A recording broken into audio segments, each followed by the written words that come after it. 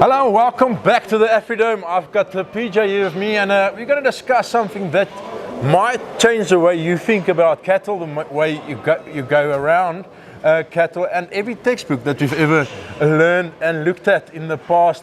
I think we had a very, very insightful discussion with PJ today, but we're now going to talk about a little about the female herd and what it brings to the party. Listen to this one. You might find this quite interesting. PJ, how are you doing? Good on you, Dennis. Always great having you back here at the Afridome. Lovely. It's becoming a little habit over here. It's a good habit. It's a great habit. It's a good habit. PJ, you spoke a lot in the ring about structural correctness and cattle and adaptability and so on, but in the recent past, we came to a point where we said this is what really drives the energy within cattle. This is what makes them adaptable, and we've spoken about that on another occasion quite a bit.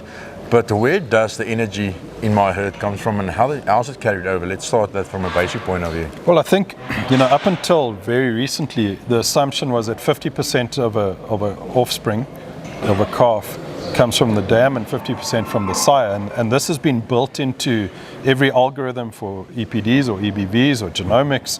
It's been built into the way we select animals. And when we realized that with mitochondrial DNA, so that's the DNA that's found inside the shell of the oocyte, not the nuclear DNA, that 100% of that mitochondrial DNA gets passed on by the dam and 0% from the sire.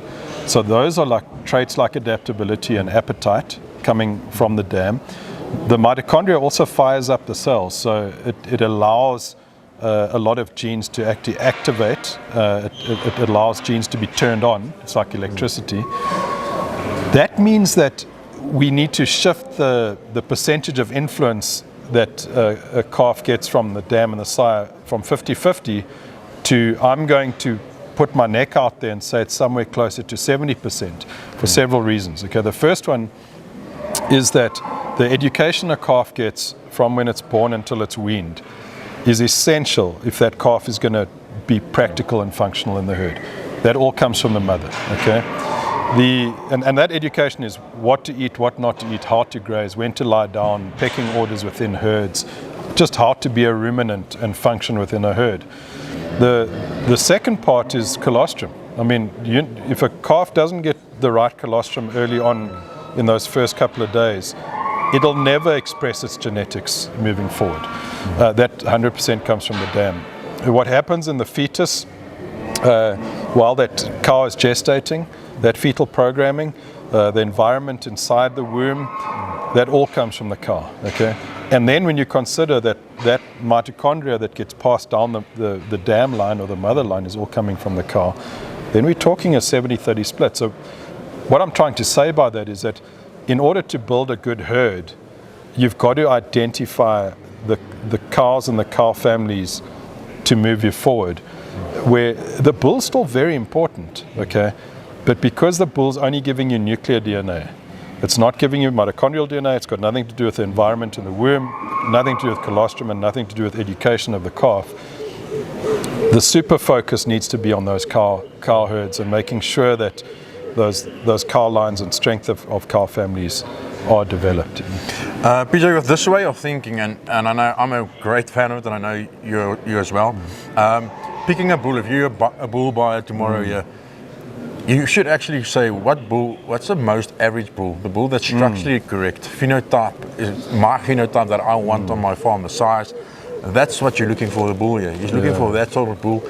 And if I've got a good cow, she's going to make it work, isn't it? For sure. So the bull just needs to be masculine with mass and muscle. And then that's structural integrity that we spoke about earlier, and that balance, but in all the measurable traits must just be average. And then he must have a great mother though. We need good herd bulls out of good mothers, again, because that mother line is what drives these cattle forward. Looking at the Drakensberger that we've discussed here today, it's a real Boerebeest. Most of the guys that are here active, they're commercial farmers. There's very few stud farmers compared to commercial farmers. and you can see this in the breed. They don't chase certain stuff. These are middle of the road cattle, and they're functional and they're efficient. And where they farm them actually proves it. It's very tough to farm in Dolstrom. It's very tough to farm in Wakkerstrom, and all these high-foul places. And we see that energy that you just spoke about. This is already part of a breed, and it's actually almost tough to say people become part of a breed that's almost there already. It's a Boerebeest, and it goes well. Again, what's made those cattle so adapted are those mother lines. You know, those cows, they blend into that environment. They're part of that environment. I mean, I made a joke earlier about, you know, the summer that felt is so sour that tortoises have tears in their eyes. But it's true. Like, and yet you've still got well-fleshed, full-bodied cows that are coming out of that. You can't adapt an unadapted animal. It doesn't matter how many generations in our lifetime to that environment if they're unadapted to that environment, or a phenotype or a genotype that's not adapted to that. There's huge value in that adaptability. Looking at the Sangha within South Africa, we've got a lot of push for a change in the way we evaluate our meat, the process. With foot and mouth running around the moment, this might be the perfect time for these breeds to actually come forward and say, listen, but the long wiener can give you stalk, can give you good quality beef. We don't need everything, and nothing against our feedlots, but everything has to go through feedlots to have quality beef on our tables and to export. So the selling point for the Sangha cattle and for the Zenge cattle, you know, the African Zebu cattle, is the fact that that is Africa's motherline. I mean, that motherline is as long as recorded history in Africa. So they belong here.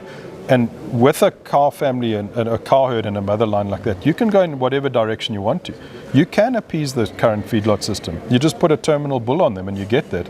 Or you can go into like selling long yearlings, cattle that have been developed for a longer time. Because the other thing that people will soon realize is the carcass quality of these Sangha cattle. They marble.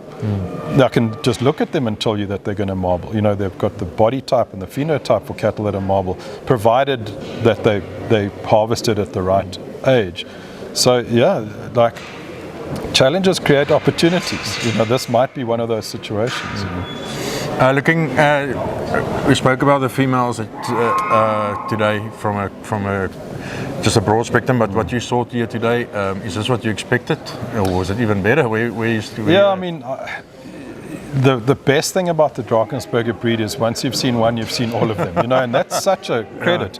Yeah. And I made mention to the guys when we were walking around earlier, they've kept the middle in these cattle. Like they're big middle, there's a lot of rumen function, they're soft through their middle pieces. You can tell that they've been raised by farmers. You know, there's not a lot here that's cylindrical through its middle. There's not a lot that's terminal in its phenotype. These are very, very practical, industry-relevant, industry-appropriate cattle. PJ, as always, a pleasure. Yeah. I hope I can do this soon again. Thank you, Dennis. Appreciate it. Okay, there you have it. PJ Budler about the Drakensberger and the females. Make sure you stay tuned as we will discuss this a little bit further with Pakie Ace.